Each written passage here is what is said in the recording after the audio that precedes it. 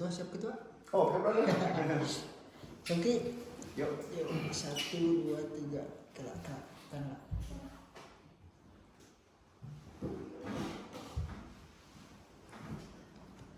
Bismillahirrahmanirrahim. Assalamualaikum warahmatullahi wabarakatuh. Waalaikumsalam. Alhamdulillahirrahmanirrahim. Di podcast yang series kedua ini kita kedatangan tamu yang terhormat dan juga spesial dari Ketua DPD KNPI Kabupaten Garut dengan Bapak Ketua OKM Hadis. Betul. Tapi sebelumnya saya selaku moderator atau pembawa acara, nama saya Rizky dari salah satu menteri di BEM Fisip Uniga. Sebelumnya untuk memperkenalkan diri dulu gitu ya Ketua ya. Siap. Bismillahirrahmanirrahim. Assalamualaikum warahmatullahi wabarakatuh. Alhamdulillah saat ini kita berdua bersama teman-teman di sini bisa hadir dalam keadaan sehat walafiat dan mudah-mudahan tidak boleh apapun. Dan sholawat serta salam adalah kita panjatkan kepada hadirat kita Nabi Muhammad SAW, kepada keluarganya, kepada para tabiin dan mudah-mudahan sampai kepada kita sebagai pengikut yang setia. Kang Rizky atau Nuhun, terima kasih banyak sudah mengundang saya karena ini memang suatu kesempatan besar bagi saya untuk bisa lebih mengembangkan diri. Karena setiap saya diundang ke kegiatan seperti ini, justru saya lah yang mendapat harta karun dari adik-adik tercinta ini. Perkenalkan, nama saya Oka Muhammad Hadis dengan double K, jadi OKKE Muhammad Hadis. Sebetulnya nama saya waktu kecil itu Boyke, tapi karena kebetulan dari kecil sampai dengan besar itu dipanggil Oke, jadi Oka Muhammad Hadis gitu. Saya kuliah S1, agama saya Islam dan saya tinggal di Cilawu sudah 4 tahun sekarang. Alhamdulillah. Sekarang masih di Cilawu Ketua? Masih di Cilawu, jadi daerah perbukitan pegunungan di sana. Ninja Hattori saya dulu. Di gunung melewati lembah. Ya, seperti itu mungkin sekelumit profil saya. Jadi saya lahir di Garut 6 Maret 85, berarti usia saya sekarang sudah 34 tahun. Usia yang masih muda sebetulnya, tapi 34, tapi kalau kami lihat ya termasuk saya sendiri itu dilihatnya kurang lebih sekitar 25-an itu ya Ketua. enggak, saya 17 sebetulnya. 17 kali pemilu, jadi 17 kali 5. Oh ya, berarti muda. Betul. Dan alhamdulillah itu mengenai profil singkat Betul, ya, betul. mengenai profil apalagi sekarang menjabat sebagai ketua umum di DPD KNPI Kabupaten Garut. Betul, saya terpilih 2019 dan 2012 sampai dengan 2022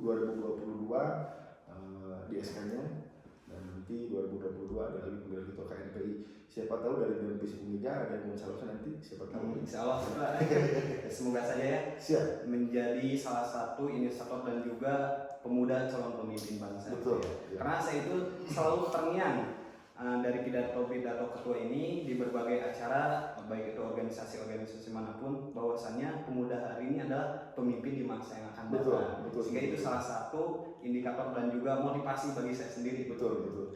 Dan memang ada satu motivasi yang besar bagi saya bahwa seorang pemimpin itu tidak menciptakan pengikut, tapi pemimpin itu menciptakan pemimpin lain yang akan memimpin di masa yang akan datang. Jadi andalah calon pemimpin masa depan dan andalah yang menjadi terbaik nantinya. Seperti itu. Semoga saja yang mengikuti ketua ini menjadi pemimpin ya. Betul. Menjadi pengganti. Dan juga dikarenakan pembahasan kali ini tidak lepas mengenai peran mahasiswa mayoritas itu yang statusnya atau mengenai umurnya itu muda ya.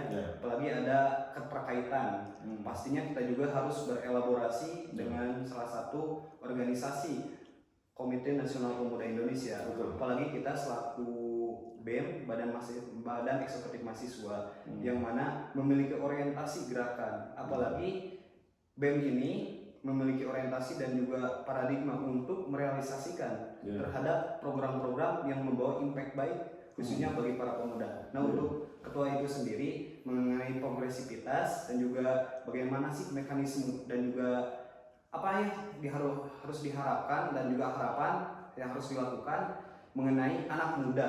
Kan di zaman 4.0 ini kebanyakan anak muda itu dilema dan juga terlalu mengikuti terhadap perkembangan zaman dalam tanda kutip yang negatifnya. Betul. Ya. Sebelum saya menjawab, memang perlu diketahui bahwa DPD KNPI Garut saat ini beranggotakan 253 orang sebagai pengurus DPD KNPI.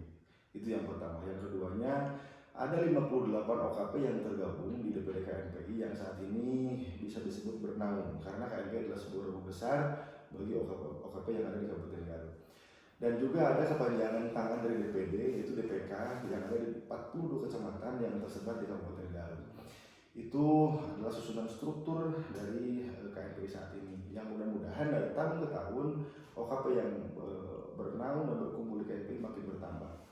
Terbukti saat ini sudah sekitar total 63 yang dari 58 sebelumnya yang mendaftar untuk bersama-sama dengan KNPI dan bergabung di KNPI, termasuk BMNI yang saat ini sempat juga keluar dalam tanda kutip dari KNPI Garut, tahun ini sudah masuk lagi. Ditambah juga ada HIMI Presiden dan lain-lain. Ini mungkin sudah tergabung sejak lama. Jadi menjawab pertanyaan Anda, memang peran mahasiswa ini sangat vital sebetulnya. Jadi saya pun dulu sempat mahasiswa di Unpad Vkom 2003 masuk, 2007 keluar waktu itu Unpad Vkom.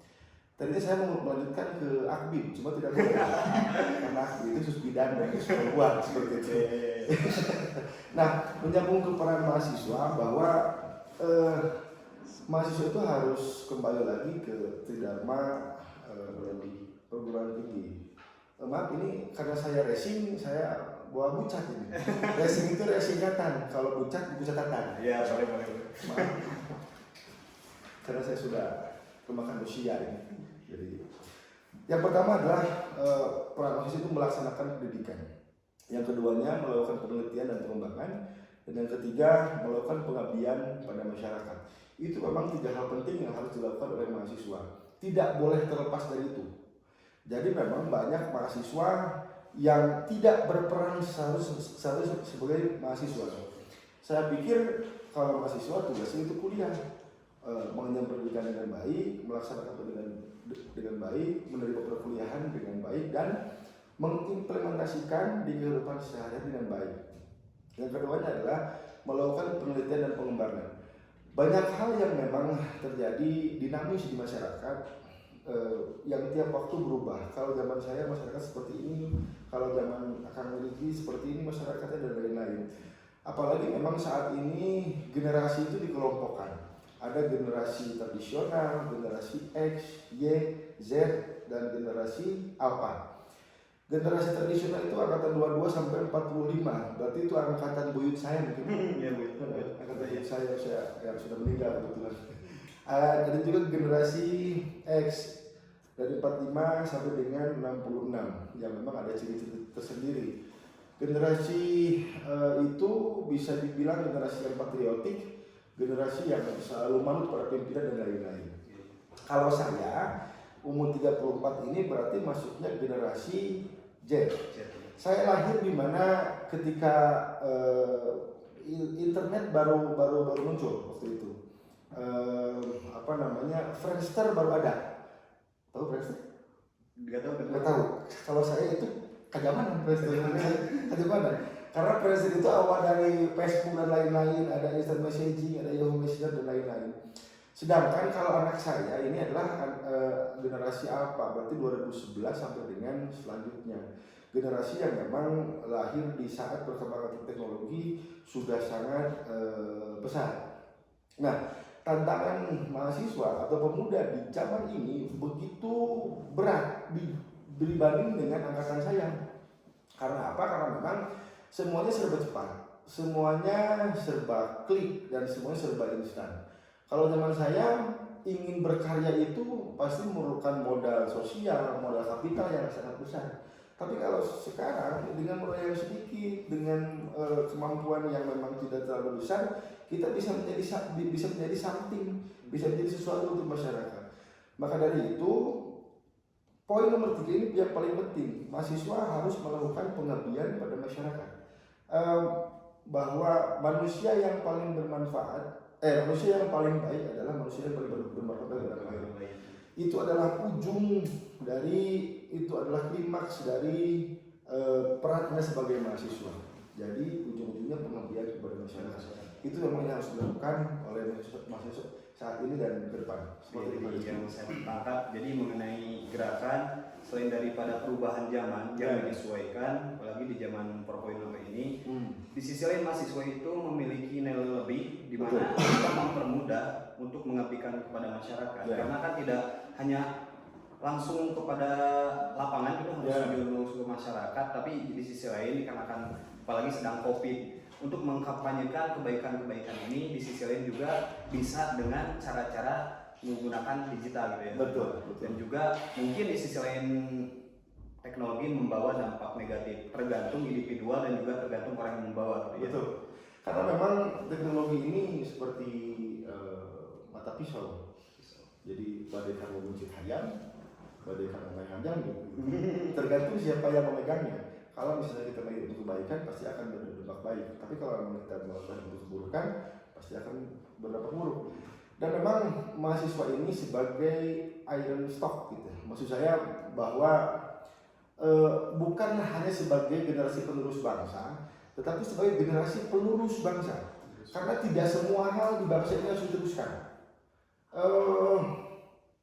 Banyak hal yang memang menjadi kejelekan di bangsa ini, dan pemuda ini bukan, sekali lagi, bukan hanya sebagai penerus bangsa, tapi sebagai pelurus bangsa.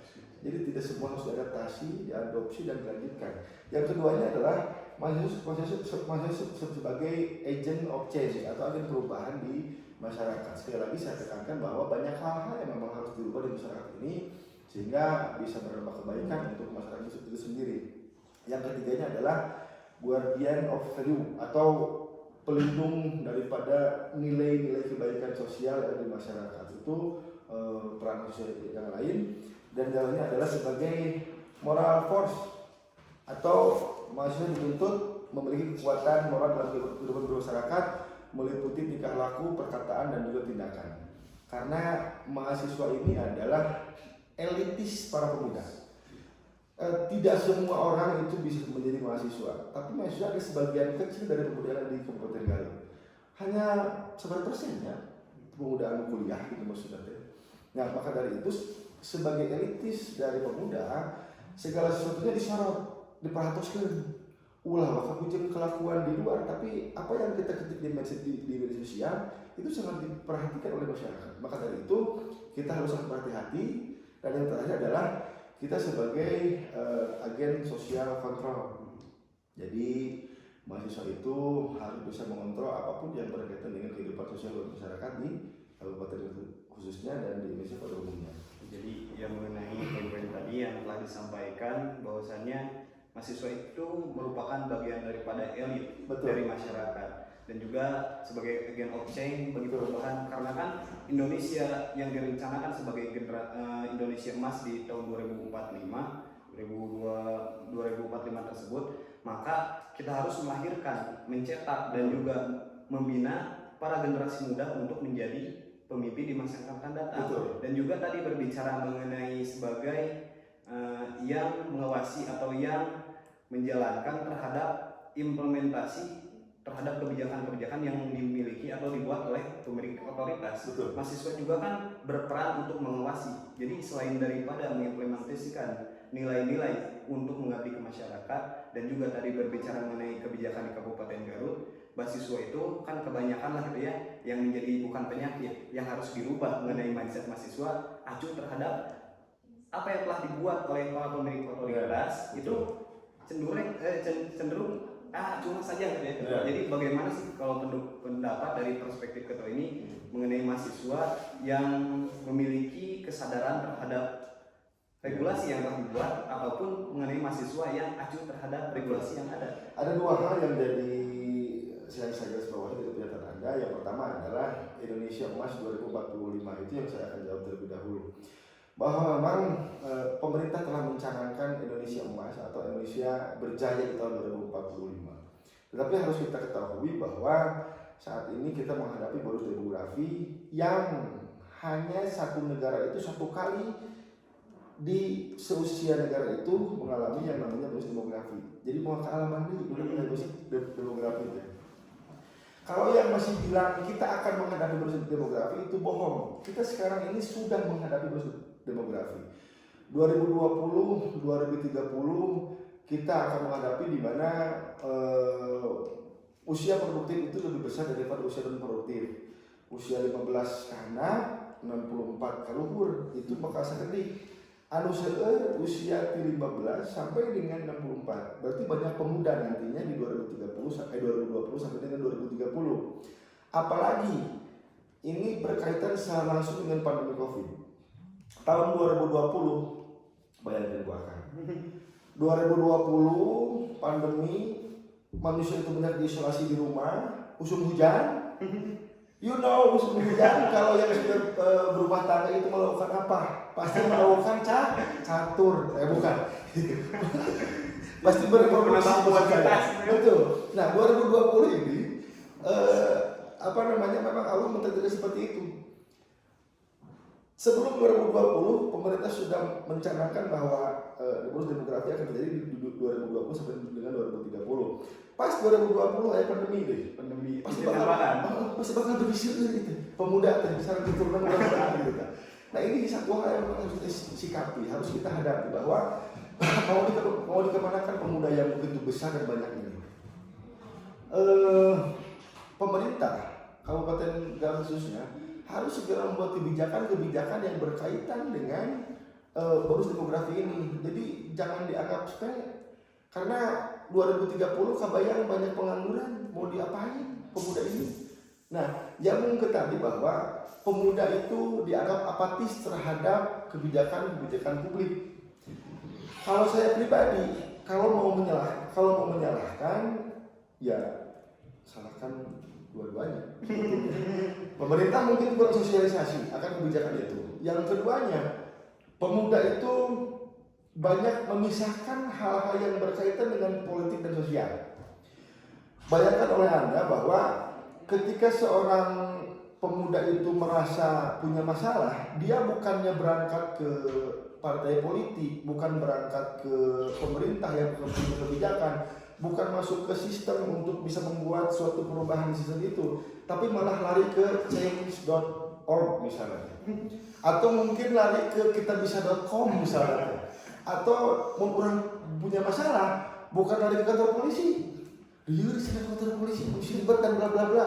Akhirnya ada kanal-kanal sendiri yang diciptakan oleh mahasiswa, ada kanal-kanal sendiri yang diciptakan oleh para pemuda. Bukan salah, tidak, tapi memang kita tidak boleh apatis terhadap sesuatu hal yang sifatnya kebijakan politik.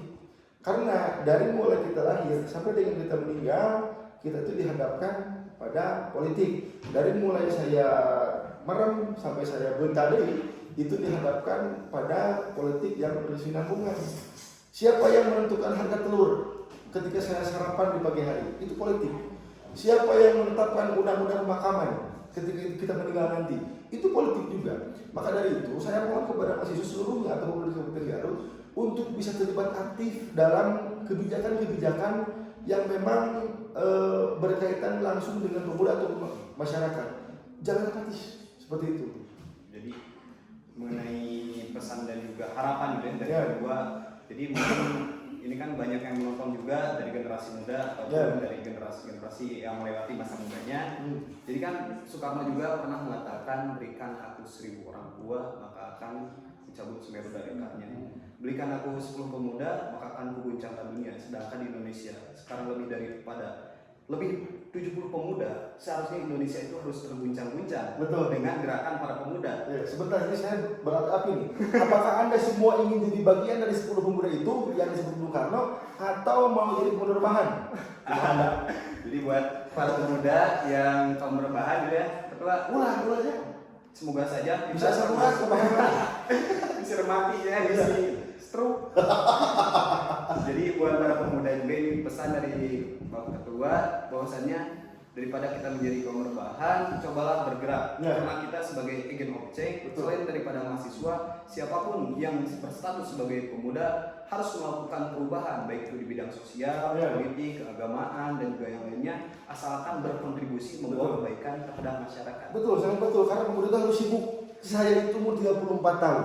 Saya itu orang organisasi. Salah satu hal yang membuat saya jadi motivasi untuk berorganisasi adalah saya ingin menyampaikan kaduhung saya kepada adik-adik saya. Jadi dari umur 0 sampai 34 tahun banyak hal yang membuat saya itu kadukung gitu. Nah, kenapa saya ikut organisasi? Karena saya ingin menyampaikan kadukung itu kepada adik-adik saya, ulah gitu. Jangan mengalami apa yang saya alami, hal buruknya, maksud saya gitu. Itu yang membuat saya termotivasi untuk bisa menjadi untuk bisa aktif di organisasi gitu kan. Karena memang ada beberapa pilihan untuk para pemuda. Anda tinggal pilih, Anda mau tidak pintar dan tidak peduli. Anda mau jadi tidak peduli atau hanya pintar. Anda mau jadi tidak pintar, hanya peduli. Kalau saya memberi menjadi saya peduli dan saya ingin pintar. Harus menjadi seperti itu. Harus memilih yang keempat. Karena sekali lagi Anda itu bisa merubah segala suatu hal yang ada di muka bumi ini. Budi Utomo 1908 itu memantik Sumpah Pemuda di 1928. 1928 itu memantik kemerdekaan di 1945. 1945 itu memantik Angkatan 66. Angkatan 66 terus meskipun kita memang dikukung dan dikekang oleh Orde Baru selama 30 tahun. Tetapi ingat 1998 itu mahasiswa, itu pemuda yang merubah bangsa ini menjadi lebih baik ke arah reformasi. Sekali lagi, saya pikir hal-hal yang tadi saya sebutkan itu bisa menjadi motivasi dasar bagi kita semua bahwa pemuda itu harus sibuk, ulah rebahan wae, dan harus bisa bermanfaat bagi orang lain. Kumaha cara bermanfaat bagi orang lain teh? Berorganisasi. Iya, itu salah satunya. Karena apa?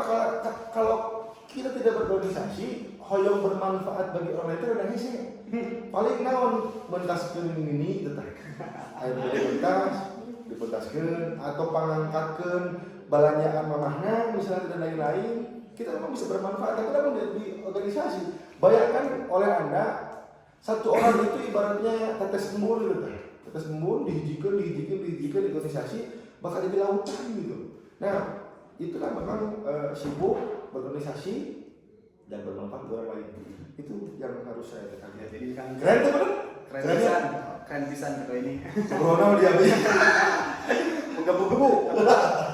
Jadi saya juga tadi mengutip bahwasannya harus peduli dan juga harus pintar. Betul. Karena kan kebanyakan pemuda itu kalau sudah peduli ya nggak perlu pintar ya. Dan juga sudah pintar nggak perlu peduli. Bahkan mindset cara berpikir di mana mayoritas dari mahasiswa ya saya ini IPK sudah besar lah, saya ini makro sudah kalah.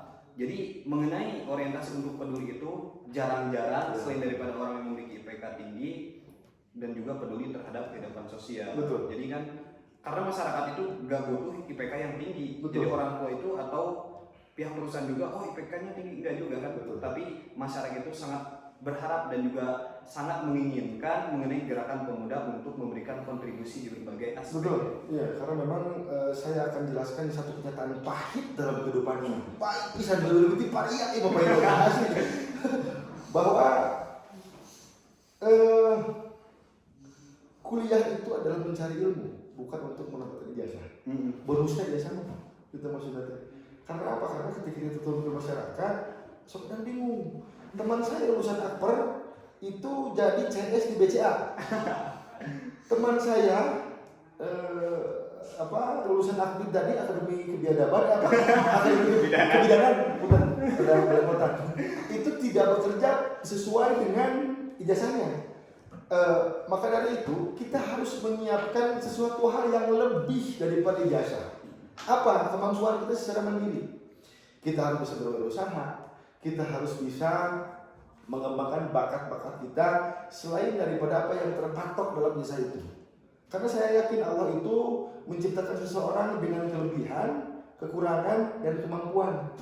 Tidak akan lebih dari 3 hal itu, gitu maksudnya. Nah, kemampuan Anda itu bukan ijazah. Kemampuan Anda itu yang paling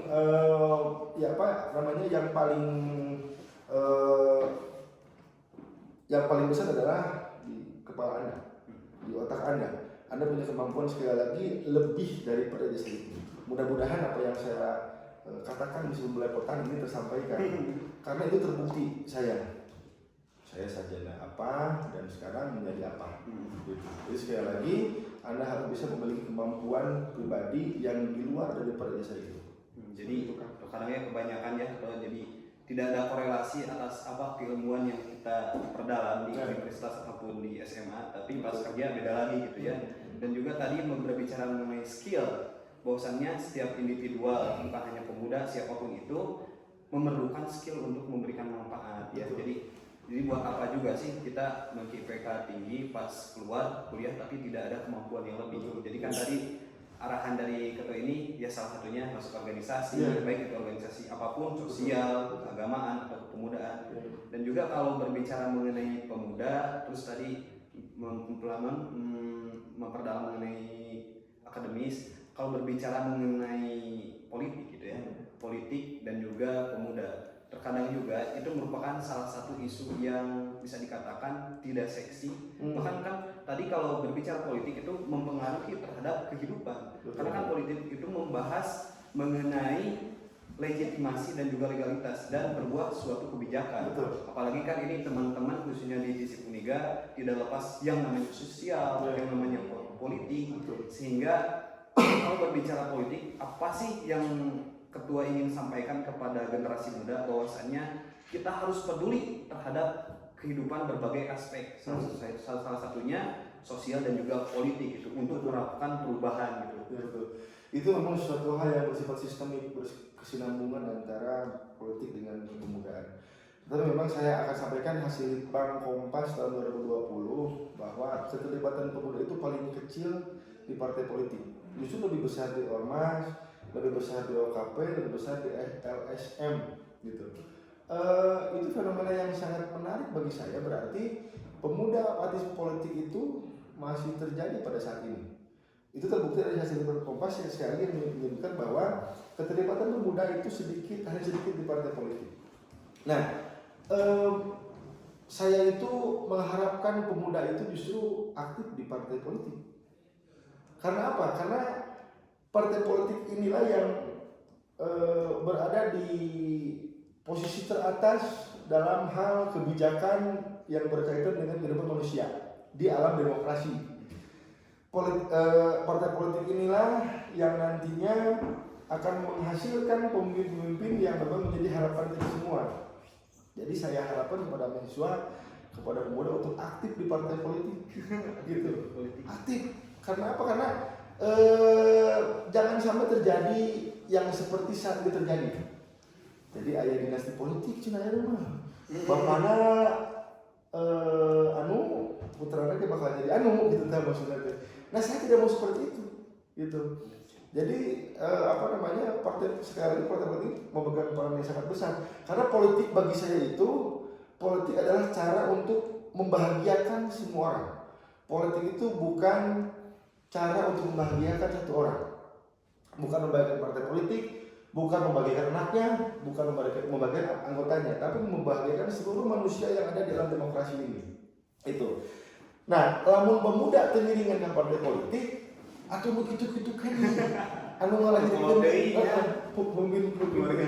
pemuda ini berfungsi sebagai ayakan, sebagai ngayak pemimpin di masa yang akan datang. Jadi tidak ada lagi politik kepentingan, tidak lagi politik uang dan lain-lain, dan pemuda bisa aktif terlibat dalam hal itu, gitu maksudnya. Itu mungkin yang memang saya sarankan kepada Anda semua. Jadi jangan hanya aktif di OKP, jangan hanya aktif di LSM, jangan hanya aktif di Ormas atau organisasi lain, tapi aktiflah di partai politik. Wah, saya tadi pokoknya terkesima gitu kalau berbicara mengenai politik dan juga sosial dan juga konsep-konsep yang tadi dibahas dan juga motivasi oleh ketua, sehingga ini cocok nih buat jet Garut ke depan gitu, jet 1, jet 2, apapun itu. Oh my god. Amin. Semoga saja kan gitu ya. Betul. Karena kan kita kan calon pemimpin dalam artian siapapun, apalagi yang memiliki potensi, yang pastinya harus memiliki orientasi meskipun tidak sekarang. Termasuk saya mungkin dan juga teman-teman yang lain dan juga termasuk ketua juga. Memang tidak ada yang pernah tahu apa yang terjadi di masa yang akan datang. Tapi yang pasti saya itu hanya ingin berbuat lebih untuk masyarakat Garut, karena sekali lagi tidak bosan saya sampaikan bahwa manusia terbaik itu adalah manusia yang paling bermanfaat bagi orang lain. begitu. Tapi itu mah dekat dulu ya. Dekat kita mengheri gitu. Ngeri, cuma tadi nyambung hal yang tadi ke partaian politik. Saya ingin sampaikan di sini, saya ingin partai-partai politik yang ada di Garut, di Jawa Barat, di Indonesia mendengar apa yang menjadi kegelisahan saya selama ini. Bab yang pertama, Anda jangan menafikan peran pemuda di partai politik.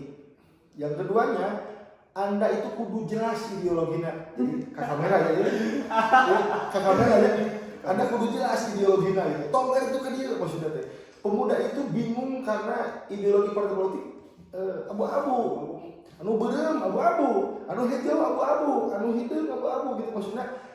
Dipancengkeun heula ideologi politiknya sehingga pemuda tidak bingung. Ketika pemuda itu saya mau ingin ikut ke partai Islam, harus betul-betul Islam, jangan sampai perlu lain gitu maksudnya.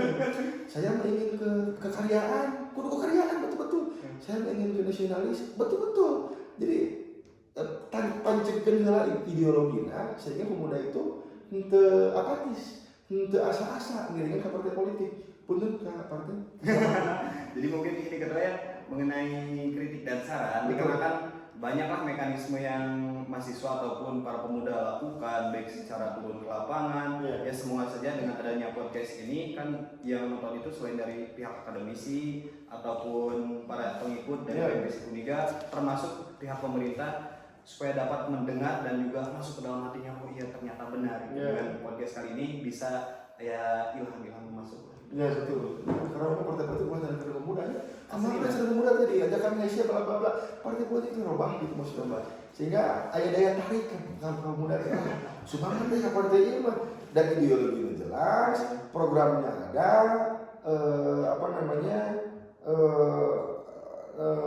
ya sesuatu yang memang bisa dibuat menarik untuk para pemuda. Karena pemuda ini partai politik udah bisa adaptasi itu maksudnya. Cara-cara nu aya-ayeuna ulah siga baheula gitu. Nah, hal lain yang memang saya sampaikan adalah KNPI bersama dengan OKP-OKP yang ada saat ini sedang mencanangkan Garut menjadi kota layak pemuda. Mudah-mudahan itu bisa terlaksana dan target kami Garut sebagai kota layak pemuda akan terjadi di 2000 sebenarnya. Kira-kira seberapa? 2024 lah mudah-mudahan. Saat ada memang hal-hal yang menjadi fundamental dari Garut Kota Layak Pemuda, salah satunya adalah adanya regulasi. Saat ini kami bersama OKP sedang mendorong adanya Perda Kepemudaan di Kota Garut. Ketika Garut saat ini sudah punya hardware-nya, sudah punya dispora, tapi belum punya software, belum punya aturannya, aturannya adalah Perda. Yang keduanya harus tercipta sarana dan prasarana. Mudah-mudahan ada gedung pemuda atau youth camp di tahun 2022 atau 2023, di mana kita sempat berkumpul di sana, dapat berinteraksi, dapat mencanangkan ide dan dapat apapun yang Anda suka itu bisa dilakukan di youth camp itu. Dan hal-hal lain yang harus saya sampaikan adalah bahwa saat ini Jawa Barat sudah menempati posisi 20 dari 34 provinsi yang ada di Indonesia dalam hal IPP. Karena 2018 itu sempat posisi 34, jadi posisi terakhir. Jawa Barat IPP nanti Indeks Pembangunan Pemuda. Jadi bukan IPM yang saat ini kita hadapi, tapi yang paling penting adalah IPP-nya. IPP ini bisa berdampak langsung terhadap kemajuan IPM di suatu kabupaten kota atau di suatu daerah. Sekali lagi kita harus bersyukur bahwa dengan peran aktif seluruh stakeholder di kepemudaan, baik itu KNPI, Karang Taruna, Pramuka, Ormawa dan lain-lain, sehingga IPB Jawa Barat bisa naik urutannya di 2020 ke angka 20 dan 34 provinsi. Alhamdulillah. Tepuk tangan. Jadi selain daripada peningkatan kualitas sumber daya manusia juga harus adanya tunjangan berupa fasilitas ya seperti itu. Dan juga kalau mengenai kita kembali lagi ke KNPI, kan KNPI itu banyak berapa ratus OKP di bawah 58 untuk di Kabupaten Garut. 58. Ya, kalau di tingkat Jawa Barat itu totalnya kalau tidak salah ada sekitar 134. Dari 58 yang dikarenakan dari berbagai latar belakang, background, baik itu organisasi kepemudaan yang agamis ataupun mengenai organisasi-organisasi yang lain. Pastinya hal yang paling berat itu kan pemimpin itu menentukan dan juga bagaimana organisasi tersebut dibawa. Kalau menurut ketua itu sendiri, apa sih yang menjadi permasalahan di Kabupaten Garut mengenai OKP dan juga kebanggaan bagi ketua untuk ini nih, Garut itu punya bonus di bagian ini. Nah, kalau seperti itu gimana ketua? Dalam kepemudaan. Di hal kepemudaan. Yang pertama adalah dari jumlah, itu yang saya banggakan bahwa sekali menyambung ke bonus demografi saat ini Garut ada sekitar, ada data di sini saya lupa lagi, tapi kalau saya ingat-ingat Jawa Barat saja sudah 12 juta jiwa pemuda. Itu sama dengan jumlah usia penduduk di Spanyol. Bayangkan di Spanyol itu sami aja pemuda di Jawa Barat. Gitu kan. Nah di Garut ini ada sekitar 600 berapa gitu ya jumlah pemuda total. Itu yang memang saya banggakan jumlah, karena jumlah ini akan berdampak signifikan terhadap perubahan Kabupaten Garut gitu. Tapi apa yang saya sayangkan kepada Kabupaten Garut bisa kesayang gitu untuk memotivasi bahwa OKP itu bukan anak panah. Bukan anak panah. Tafsirannya seperti apa kata? OKP itu bukan anak panah yang digunakan oleh busur untuk memanah seseorang atau untuk memanah sesuatu atau untuk seperti itulah. OKP itu adalah busur, bukan anak panahnya. Anak panah dari OKP adalah ide, gagasan dan kritik terhadap orang lain. Ulah justru sebaliknya gitu maksudnya. Saya tidak mau OKP ini dijadikan anak panah oleh seseorang atau sesuatu. Saya ingin OKP menjadi busurnya. Punten kasarnya. Jadi ini merupakan narasi-narasi yang membangun. Di sisi lain kita punya bonus demografi di Kabupaten Garut dan juga di sisi lain ada hal-hal yang harus kita benahi bersama. Jadi permasalahan ini bukan harus dibenahi oleh ketua sendiri, tapi harus dengan berbagai elemen kita satukan untuk perubahan Kabupaten Garut. Bahwasannya pemuda Garut itu merupakan pemuda yang dapat membawa perubahan bagi bangsa dan negara ya. Kalau secara luasnya. Betul. Iya. Nah, mungkin ketua mengenai mungkin sebelum ditutup ya. Jadi kan ada juga pesan dan juga kesan itu secara general. Jadi poin-poinnya mengenai yang pertama mengenai mahasiswa, yang kedua mengenai pihak akademisi. Dan juga pihak pemerintah ataupun pemuda secara general, pesan dan juga kesan dari Ketua DPD KMKI Kabupaten Garut gitu. Ya. Jadi tadi di awal saya sudah bilang bahwa salah satu hal yang membuat saya aktif di organisasi adalah kadukung atau penyesalan yang memang saya lakukan di masa muda. Kalau Anda ingin tahu apa yang saya di masa muda, Anda bisa datang ke MPI atau datang ke rumah saya. Nanti kita curhat sambil cukur dulu kan. Itu yang pertama. Jadi saya tidak akan jelaskan di sini karena ada beberapa aib yang saya sampaikan. Yang keduanya adalah penyampaian saya di sini tidak netek tarajek kalau orang Sunda bilang. Sistematis. Tapi mudah-mudahan siapa yang mendengar, siapa yang melihat bisa merangkum apa yang kita bahas di sini menjadi sesuatu hal yang berguna bagi Anda dan bisa menjadi motivasi bagi Anda untuk bisa menjadi lebih baik. Dan yang terakhir, selalu saya ingat zaman dulu sewaktu Bapak Eyang Habibie bilang bahwa pemuda itu tidak boleh memiliki 5 hal. Yang pertama, pemuda jangan sampai lemah fisik. Yang kedua, jangan sampai lemah harta. Yang ketiga, jangan sampai lemah semangat hidup. Yang keempatnya, jangan sampai lemah ilmu. Dan yang paling penting adalah jangan sampai pemuda lemah akhlak. Itu yang memang harus Anda camkan di kehidupan Anda. Yang paling terakhir adalah selalu sibuk, dan selalu sibuk. Apapun itu kegiatannya, sibukkan diri Anda dan jangan jadi kaum rebahan. Hindari jadi kaum rebahan. Oke, brother? Terima kasih.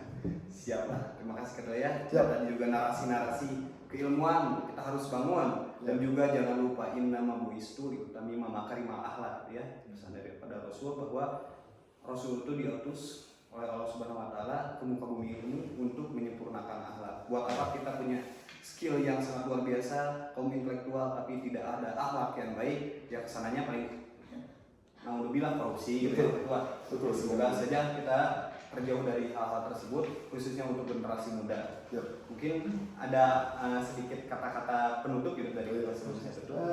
Saya ada pantun untuk kalian semuanya. Siap-siap. Ada anak memakai bajunya burung Garuda. Bangsa ini tidak akan maju bila bukan di tangan pemuda. Hidup pemuda! Hidup pemuda. Terima kasih ketua.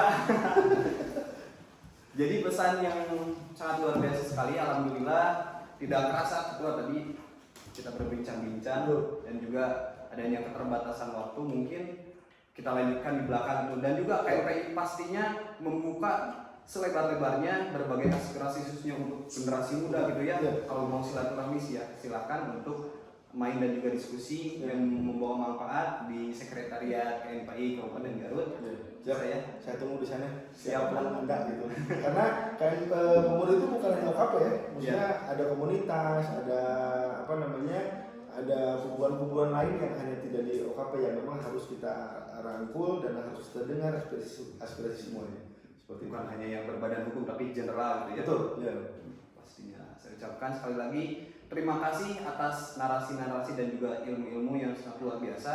Saya sangat berbangga secara pribadi dan juga kami dari BEM FISIP Uniga, khususnya dari lembaga juga dan juga dari berbagai elemen mengucapkan terima kasih yang sebesar-besarnya. Semoga saja pesan-pesan dari ketua ini dapat direalisasikan, dapat diimplementasikan khususnya oleh generasi muda untuk pemuda Kabupaten Garut yang lebih baik dan juga dapat membawa perubahan untuk Kabupaten Garut.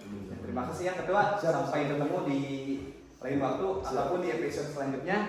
Mudah-mudahan kita mendapatkan ilmu-ilmu dan dapat direalisasikan, dan jangan lupa untuk menjaga kesehatan ya di saat pandemi ini.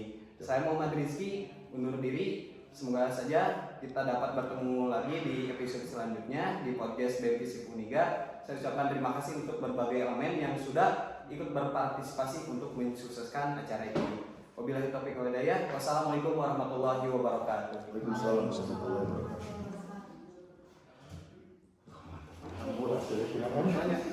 Bisa Kan dia ngobrol habis. Iya,